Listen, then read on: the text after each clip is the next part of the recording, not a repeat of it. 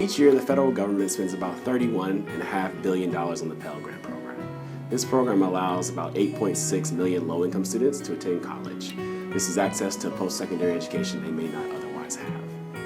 Unfortunately, what the federal government hasn't done is really collect persistence and completion data for low-income students, particularly Pell Grant recipients. Well, we found that there was an average institutional gap of 5.7 percentage points between Pell and non-Pell Grant recipients. Overall, this is really good news, but it's only half of the answer.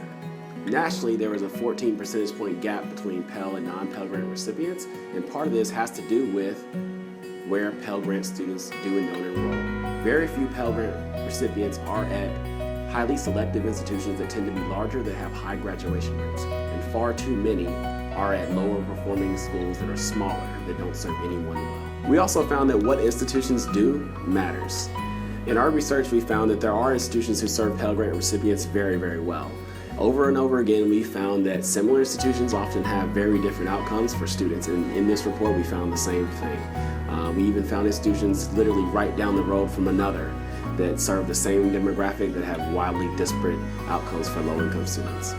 But we want Congress to require the institutions report their Pell Grant graduation rates. We think this information would be helpful for students who are trying to determine where they want to attend college.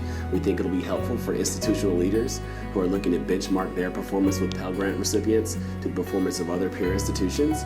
It will also be helpful for policymakers who are looking to fine-tune the program and want to ensure that low-income students are being served well by institutions.